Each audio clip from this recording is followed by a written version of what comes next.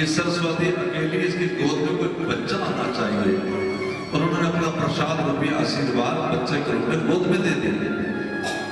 सरस्वती डर गई थी कि मैं कुंवारी हूं, लोग मुझे ऐसा ऐसा ताना देंगे, तो उस बच्चे को उन्होंने मन में संतों के आश्रित कर दिया, वही बने हैं वेद व्यास।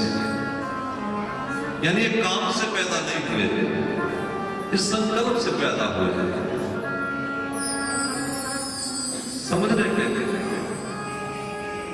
हम तुम कहते हमें काम सताता है, अरे मेरे भाई बहन, हम पैदा ही काम से हुए।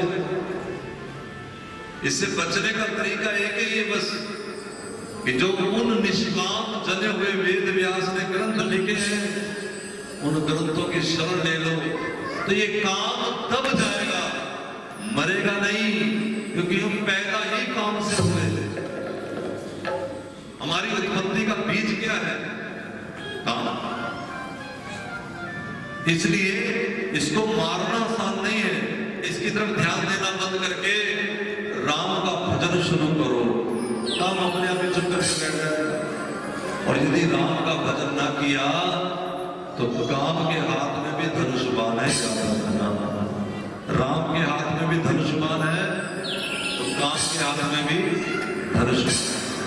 और राम को सांवर सोना है, काम बड़ा ही सोना है। इसलिए ज्यादा चकाचौंध में आदमी काम किया आता है।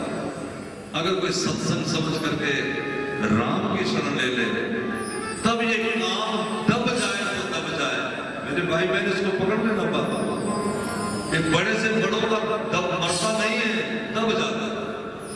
और महर्षि विश्वामित्र 35,000 साल तक तप करके काम को दबाए बैठे रहे, अंत में मेनका आ गई, तपस्या भंग हो गई, शकुंतला पैदा हो गई। जब तक इस दुनिया में है तब तक तो खतरा ही खतरा है। इसलिए हर वक्त माला लेकर राम राम राम राम राम। इसलिए वाणी कहती है, राम राम जब तेरे एहो काज है। तेरा काम इतना ही है कि तू राम का भजन कर, बस और कुछ नहीं कर सकता। अब गुणों से बचना हमारा काम नहीं है, अब गुणों से बचाना परमात्मा का काम है।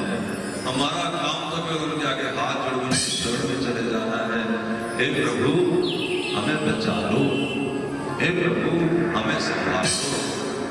भगवान अगर किसी को संभाल ले तो काम से कोई बच जाए तो बच जाए, नहीं तो बिना राम के इस काम से कोई बच नहीं सकता। अरे वो तो छोड़िए महाराज, जो मंदिर का प्रधान बन बैठेगा, गुरुद्वारे का प्रधान बन बैठेगा, यदि वो भी राम की शरण में नहीं होगा, उसे भी यहाँ नवी नवी कामनाएं आ जाएगी। काम का मतलब केवल स्त्री पुरुष वाली वासना न समझ लेना। काम का मतलब एक गाड़ी ले, एक बंगला बनाए, अगर वहां से हटके मंदिर में आएंगे तो यहाँ चल जाएगा, एक हाल बनवाए, इसको एसी करवा ले, 4 कमरे ऊपर बनवा ले, लोग आएंगे, यहाँ प्लस बनवा ले। राम गया, राम को याद रखना।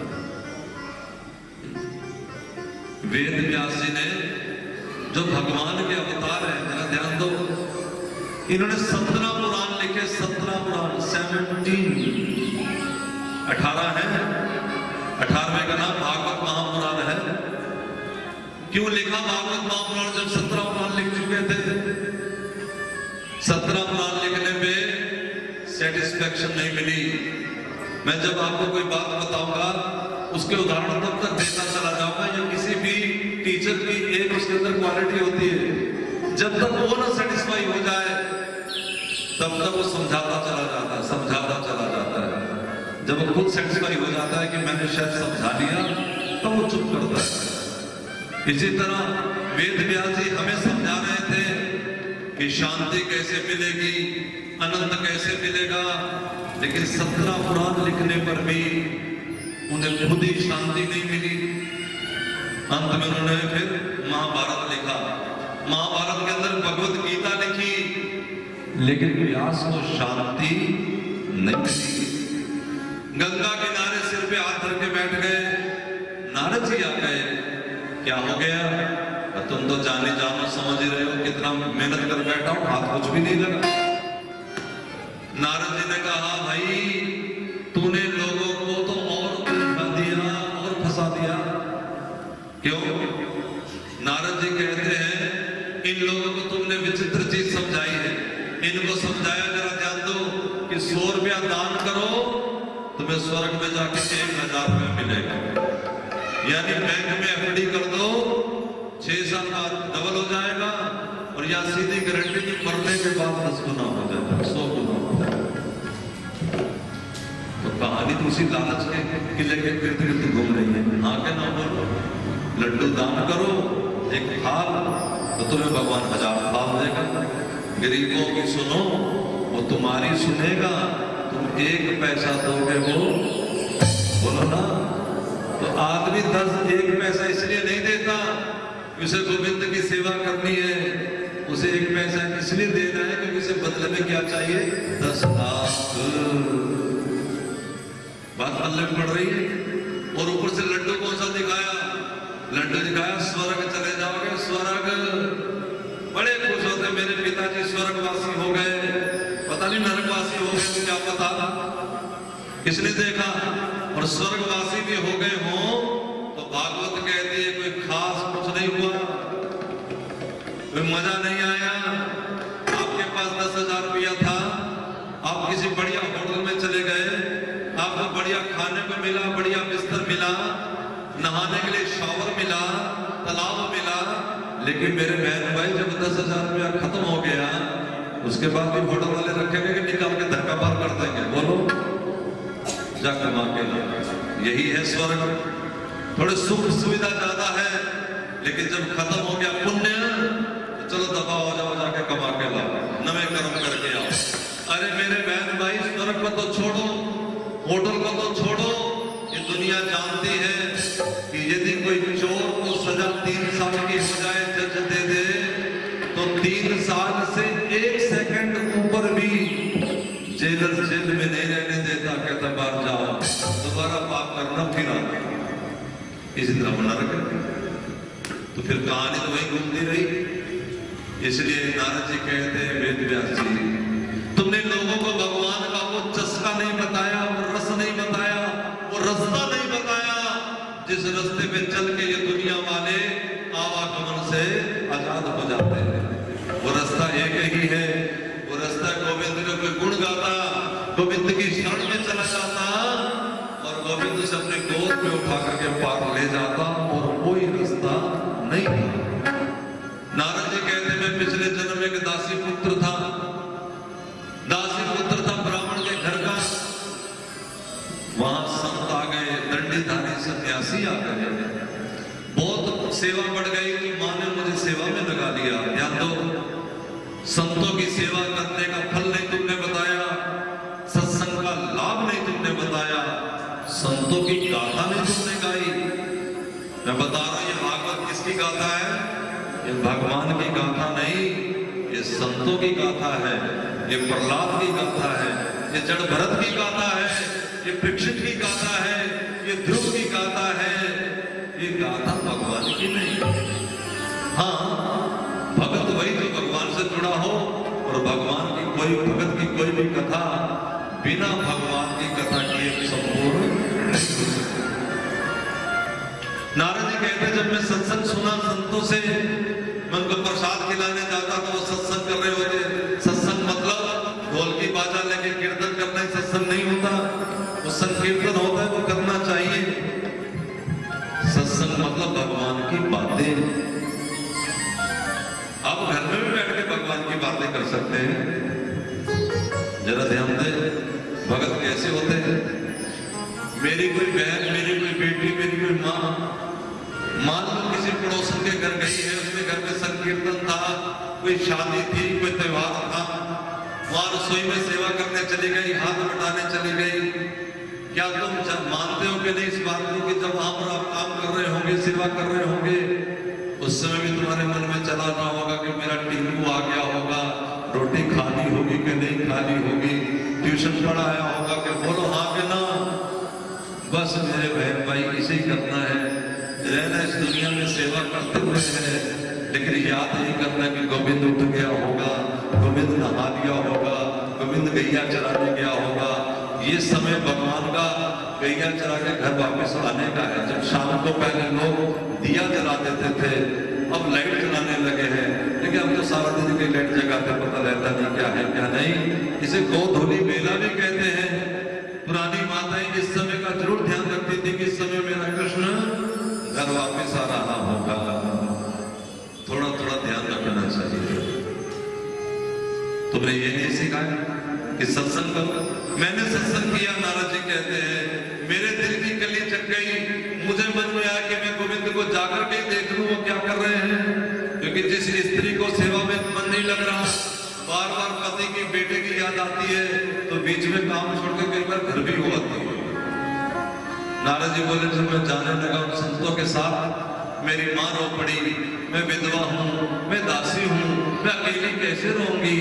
तो गुरुजनों ने कहा कि ठीक है, तुम अपनी माँ के पास रहो, जैसा हमने सिखाया वैसा भजन करो। जरूरी नहीं कि जो घर बार छोड़ के चले गए वही भजन करते हैं। मैंने बता दिया, आप कहीं भी रहिए, याद गोविंद की करिए बस। हमारी उल्टी स्थिति है, हम होते मंदिर में हैं, याद पति की कर रहे होते, याद पुत्र की कर रहे होते। ये रिश्ता बदलिए, ये तरीका बदलिए। आप व्यवहार करते हैं, सोमवार है शिव जी का व्रत कर लो, आज मंगलवार है हनुमान का व्रत कर लो। अब सोमवार के दिन बड़े बेटे के संग रहो, मंगलवार के दिन छोटे बेटे के संग रहो। गोविंद कहता मुझे कोई ऑब्जेक्शन नहीं, लेकिन चाहे सोमवार का व्रत करो चाहे मंगल का, तुम याद बेटों की ही करते हो। गोविंद कहता है मैं मैंने छोटे बड़े बेटे के पास, लेकिन याद मेरी बना के रखो, याद मुझे करता है, बस इतना कहा। व्यवहार मुझसे करो, प्यार मुझसे करो। अब तक कर ये रहे हो, प्यार मुझसे कर रहे हो, व्यवहार भगवान से कर रहे हो। ये जोत जगा देनी चाहिए, पुरियां चढ़ा देनी चाहिए, ये कर देना चाहिए, ये सब बंद करो।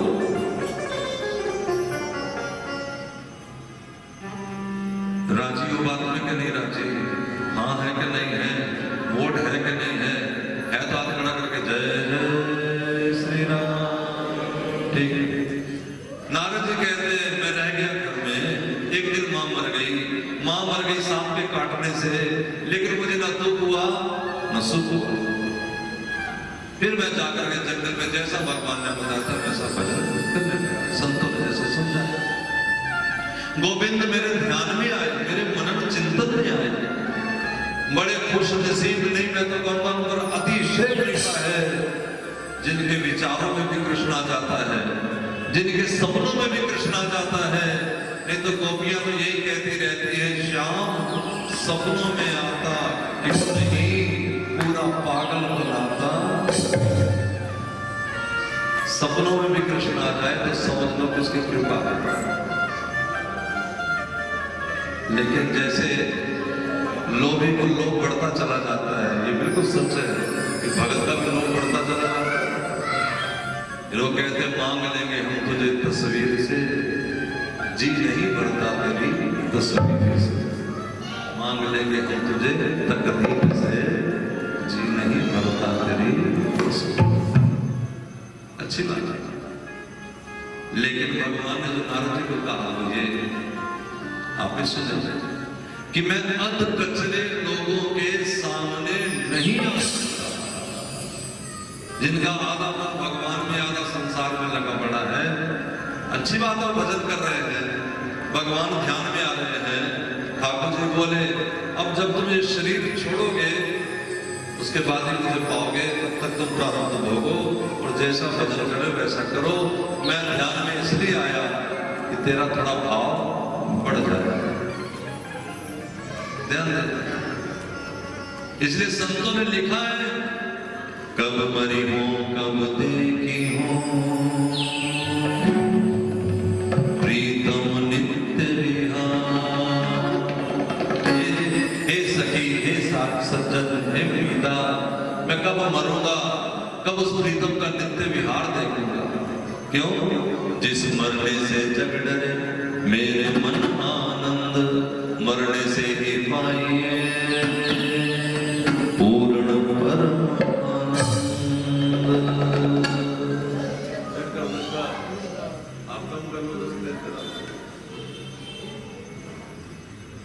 जय श्री राम।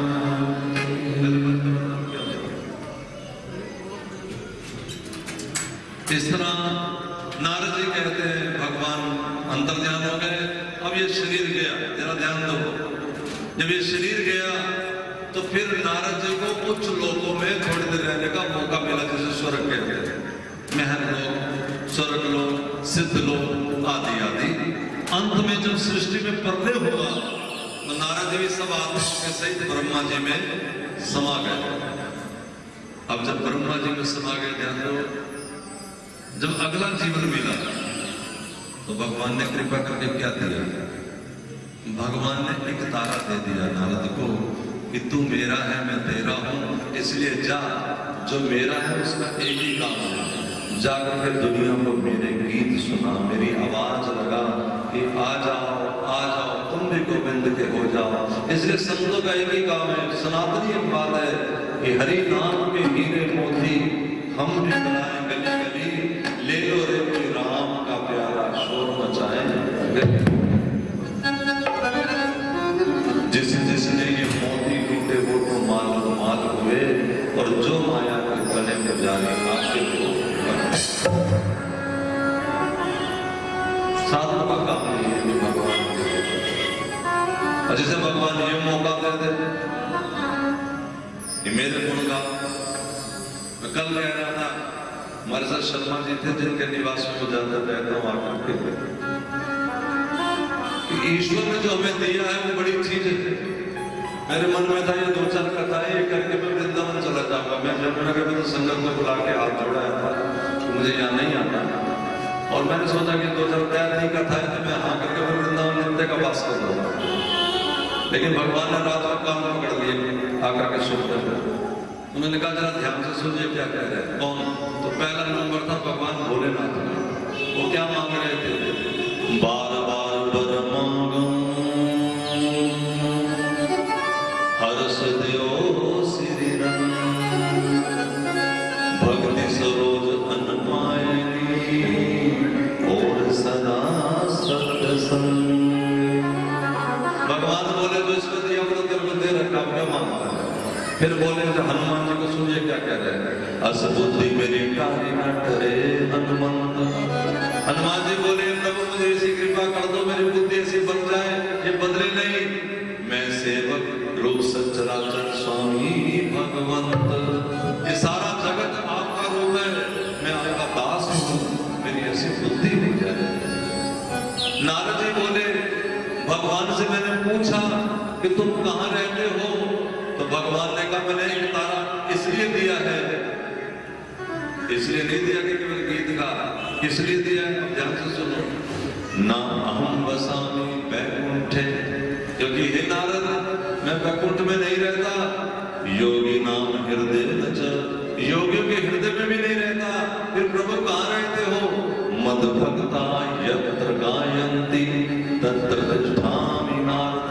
हे नारद, जहाँ मेरे भक्त मिलकर के मेरी कथाओं का रसपान करते हैं, मैं नित्य नित्य वहीं वास करता हूँ, इसलिए मैंने तेरे को अपना बना के बैठा दिया, तू मेरा हो गया मैं तेरा।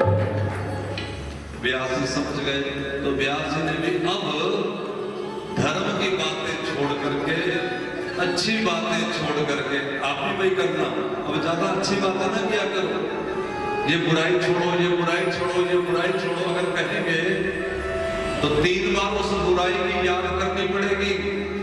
ध्यान दो, 3 बार ये कहने से अच्छा ये बुराई छोड़ो, ये बुराई छोड़ो, ये बुराई छोड़ो।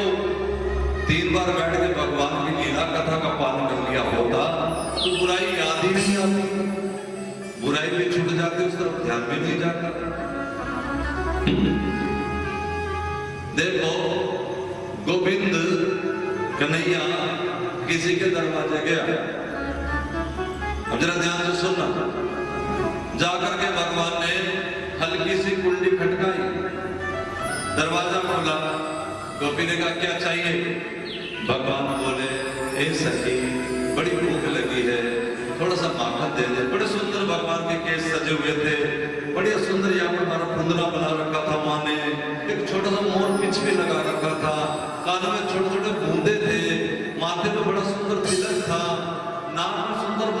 चमचम करता नग की तरह चमकता हुआ, गले में सुंदर कंठा था, एक बाघ का महाराज नाखून में डाला हुआ था मां ने नजर उतारने के लिए, कमर में काला धागा था, सिर्फ छोटे मोती लटके थे, पैरों में हल्के घुंघरू की पैजनियां बंधी थी।